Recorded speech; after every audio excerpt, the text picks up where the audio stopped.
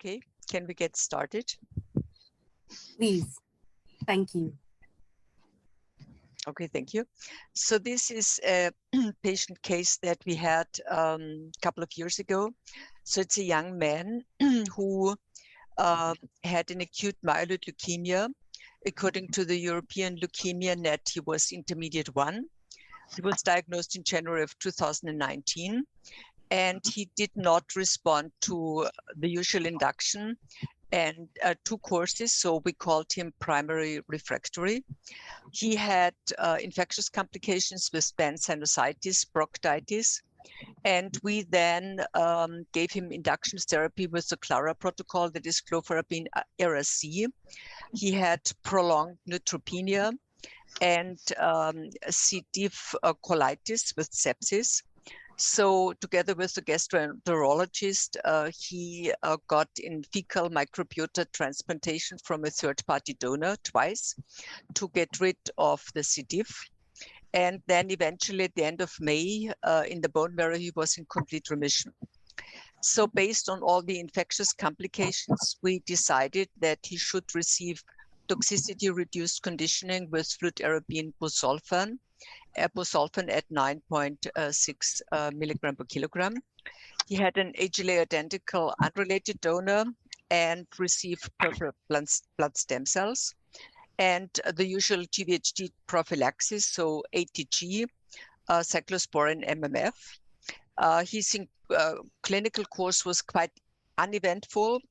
He had ANC above 500 on day 15 and platelets about 20,000 on day 12. Next, please. And on day 25, he was in complete remission, had a complete donor chimerism. So we do CD34 sorts where he had complete donor chimerism. He was colonized with E. coli, had an CMV infection that resolved after valganciclovir, had a bilioma BK cystitis, and no, there must be some in between because he had acute GvHD before. Could you please go back one? There was, because he had, okay, I'll look it up in my own. I'm sorry for that. He basically had, on day 18, he started with acute GvHD of the skin 3. That was overall 2, and we started him on steroids at 2 milligram per kilogram. The next one, and that was the reason why he then developed steroid diabetes. The next one, please. And his acute GvHD then resolved around day 90. We could discontinue his steroids. He was kept on cyclosporin. And when we then tapered cyclosporin on day 121, he presented in the outpatient clinic with Lycunid oral mucosa changes, so that he received some topical treatment, but it was not impairing his quality of life, and therefore no systemic treatment was started.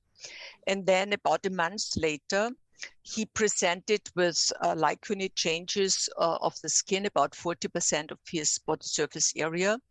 He still had a little bit of complaints in the mouth. He had dry eyes and needed more than 3 times eye drops a day. His liver LFTs were elevated, and he had a slight genital involvement. And his platelets, that were above 120,000 before, dropped to 87,000. The next one. So we did a pulmonary function test because we start on day 100 and then do that also in asymptomatic patients every 3 months. And you can see here that the FEV1 was normal. He had no signs of obstruction, no clinical symptoms. The next, please. And so we considered that it's an overall moderate severity because he had skin 2, eyes 2, liver 2, and multi-organ involvement, but no lungs. The next, please. So we then basically, since he had moderate chronic GvHD, decided that he needs systemic treatment, and in addition, topical treatment for his oral mucosa, eyes, also genitals. The next one, please. And you see here basically the score. We studied him on steroids since he had so many infectious complications and the history of a steroid diabetes before.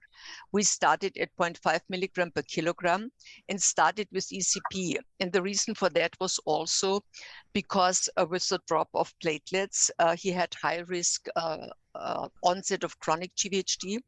And we have, know from our prospective study that we did years ago that these patients had a high non-relapse mortality and their overall survival at 3 years was only around 35%.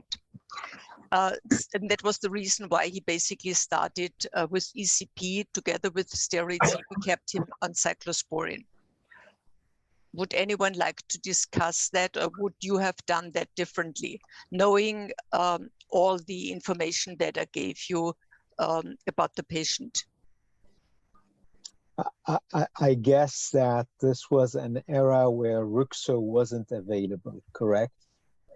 It was not only in the study, and we also were quite, well, this was first-line treatment, actually. So we basically intensified first-line treatment in a way that we added ECP, but did not give him the full steroid dose. Okay. I mean, do the others give first-line treatment differently, whether it's standard or high-risk disease? Well, I mean, in our experience, and we published this, obviously, again, single-center retrospective, we did such a schema of combining the steroids plus ECP. We did it even in acute GvHD. So obviously, given the excellent safety profile of ECP, it's definitely a good option for intensification, I would say. But I don't know what the other. Attilio? Oh, we have the same approach. Indeed, the use of ECP allowed a significant steroid sparing, and this is crucial in patients with chronic GvHD. Any other comments? I think that, you know, here, I understand this was prior to ruxolitinib being available. I would just say that now we would just add ruxolitinib, and again, it's approved for steroid refractory, but most of us aren't waiting for those formal definitions, right? There are patients who won't respond at all, and they're steroid refractory, but again, there are patients who will achieve a technical partial response, but that's just not good enough, or you have the motivation to spare steroids, and so we'll use that. Just, you know, we'll give a week or two of steroids, but knowing that we're going to add ruxolitinib very quickly. I see. So you basically wouldn't wait for too long, like the 1 month that the NIH suggested, and actually plan to start Ruxo earlier. Yeah, I mean, we're using that, calling people, you know, suboptimal response to steroids or steroid refractory to be able to use ruxolitinib that way. Yes. Okay. Yes. Yeah. And we then basically continued the patient and tapered steroids, and then that was about 4 months later. He only had eye involvement where we weren't sure anymore whether this was still active or whether he just needed eye drops because the lacrimal glands were irreversibly damaged. But all the other manifestations, skin, mouth, liver function test, that was all normal. And we then basically had to stop ECP because he had a central venous line infection. And then a couple of days later, we could actually stop steroids and continued him on cyclosporin. The next one, please. And then about 2 weeks later, he came in and had a dry cough, was afebrile, and had no dyspnea. We sent him again, and he was undergoing pulmonary function tests also in between every 3 months. And this was the first time where he dropped actually the FEV1 to 25%. and had no other signs of chronic GvHD besides the dry eyes that were not inflamed. And he had no steroids at that time, and the cyclosporin was ongoing. Next one, please. So what we usually do once a patient drops with the pulmonary function test, we do a high resolution CT scan that you can see here. And then the next one, please. And we also do bronchoscopy.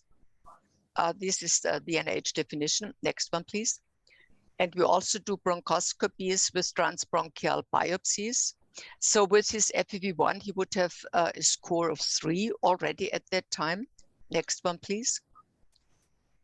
And so in summary, he had in the pulmonary function test a severe obstruction. In the high resolution CT scan, no air trapping, no bronchiectasis, no infection in the bronchoalveolar lavage. According to the NIH scoring, he fulfilled the criteria because he also had an elevated residual volume of severe lung involvement. So the question now would be, how would you call the status of this patient? Is this steroid refractory, steroid dependent, or what would you say about that? So he was off steroids for about 2 weeks and then came in with dry cough and a drop in the pulmonary function test. Well, I mean, I personally don't know how to categorize whether it's steroid refractory or dependent. One thing for sure is that your initial feeling about intensification in this patient proved to be true, because the evolution proved to show that actually he has many organs and especially lung involvement about to start. So that will further support the idea, if today we have access to different options actually to intensify since the beginning and maybe have a closer monitoring of the lung function. But I don't know whether there is a standardization on how frequently one would monitor the lung function in these patients. I mean, we did it every three months, and this was actually the first drop. So when we did our prospective study years ago, we had about 10% of patients who developed severe lung involvement all of a sudden, although you kept them in the usual schedule. May I add that I don't disagree with Mohamad in that, in retrospect, the feeling of intensification was proven correct somewhat, but at the same time, we should acknowledge that we don't have prospective trials to say that if we did intensify to whatever, that would have changed the outcome for this patient, right? We just may not have the right agents, but we don't. I mean, we don't know if we gave this patient much more at the beginning that it would have changed the outcome. I find the presentation a bit interesting in terms of the acuity. With the decline in PFTs, and maybe there were some subclinical symptoms that he was not reporting, right? I find it interesting that there's no evidence of air trapping with that level of obstruction. And I also find it interesting that the DLCO on the PFTs is still 62% are predicted, if that's what I'm reading. You know, it's a bit interesting with that level of obstruction and the acuity. It makes me wonder if there's an active inflammatory component that could be reversed with steroids. We never like to add back steroids in this case. And though the only way to figure out if he's truly steroid dependent, by going back to your original question, is to add back steroids and see if he responds or not, right? So that's the only way to figure that part out. That is correct. I mean, what you can also see here is we usually also look with the pulmonologist at this MEF 50 and 25, where you can see that the small airways are really very obstructed. And I mean, from the high resolution CT scan, yeah, it was a fact that they didn't see it this way. But I mean, according to Helene Schürmann's definition in the consensus paper, he would not fulfill the criteria of steroid dependence, because it says inability to taper prednisone below 0.25 milligram per kilogram in at least 2 unsuccessful attempts separated by at least 8 weeks. And I guess what we probably also have learned during the last years, and with the new drugs approved, also what Dr. Chen said before, that we probably, for the patients to come, are currently not waiting that long anymore. Means for waiting for a response, trying steroids again, and that's because that's what we used to do in the past, that we had this long treatment duration under steroids, and no one was considering salvage treatment.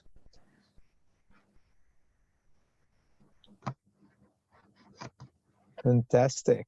Any other thoughts?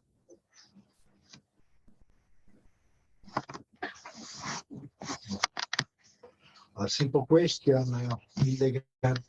If this patient experienced in some weeks before the respiratory symptoms and viral respiratory infection that could explain as a trigger the rapid development of this bronchiolitis obliterans? Not that he was mentioning it, and he had never a febrile episode. Yeah, but I think Attilio's it could have been comment subclinical, as has been mentioned before. In the lavage, there was nothing that we detected, but it could have been before. So he was in the outpatient clinic and basically came in. And in these young individuals, of course, it takes a while before they become symptomatic. But I think Attilio's comment is well taken, because we always need to exclude whatever infectious trigger or aggravating phenomenon to this, which in this case doesn't seem to be the case. I have a second question for all people.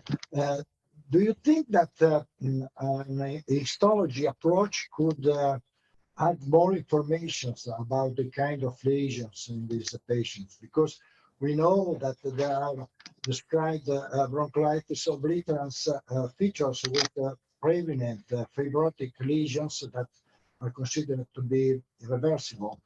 On the contrary, other kind of bronchiolitis obliterans, so-called lymphocytic bronchiolitis obliterans, are considered more steroid or in general responsive to immunosuppressive therapy. What do you think about this problem? Do you biopsy all your patients? I have several concerns, because with this kind of respiratory performance, 25% of F1 is considered a very high risk factor for complication development. But theoretically speaking, do you think that in this case, histologic information could add something for driving the treatment? I mean, when I was at the Medical University in Vienna, we did transbronchial biopsies in all patients. And even in the ones who had new onset mild involvement, around 45% already had histologically fibrosis. So very early on, you could see that. Unfortunately, we didn't have any other marker or a research project to make a better distinction. So it did not translate into differences in treatment. The same holds true for lavage, because there's data around where they looked at different white blood cell subsets. And here in Graz, the pulmonologists are very scared about transbronchial biopsies because they worry even when the platelets are 87,000, and therefore we didn't have histology. But I think we can all reasonably agree that there is no strong guideline to say that we should biopsy the lung, even if we suspect, whatever sophisticated, let's say, chronic GvHD. But the idea is probably about early detection and early intervention, in my opinion, in these cases. And that's probably more easy to say than to do, but yeah. So in that, I mean, just to add, I mean, we hear it's not available to us, and I'm far from understand all this technique, but there are new imaging techniques for early diagnosis of bronchiolitis obliterans and all the other subtypes of chronic GvHD of the lung. Anybody can comment on this or his experience? In my opinion, the disappointing results of therapy in both, so whatever kind of therapy, clearly depends on the kind of irreversible lesions, fibrotic lesions. We should improve our therapeutic performance by anticipating the diagnosis on the stage of pre-boss level, as it was proposed not only in the GvHD field, but also in the CLAD chronic lung allograft dysfunction, which is very similar to chronic GvHD lung pathogenesis. What do you think about this program?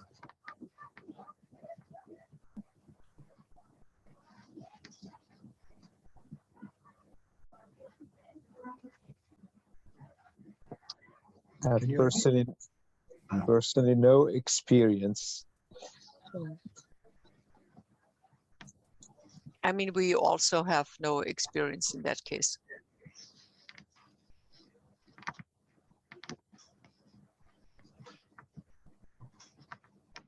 So maybe come back. Would you call this patient, or what is the steroid status on this patient, if someone would ask you, with regard to refractory or dependent? Or is it therapy refractory? Because the one thing is steroid, the other thing would be therapy refractory. That includes more, not only steroids. To my opinion, it's not steroid refractory. We cannot define this patient as steroid refractory. Mm. This is my personal opinion. Yeah, I mean, I think it comes down to semantics. I mean, I would call it therapy refractory, I guess. I mean, you've treated with multiple lines of therapy, and they, to the best of your tapering and judging on their response, they continue to progress. So I would call it therapy refractory. You know, therapy refractory is more correct. Mm-hmm. I do agree.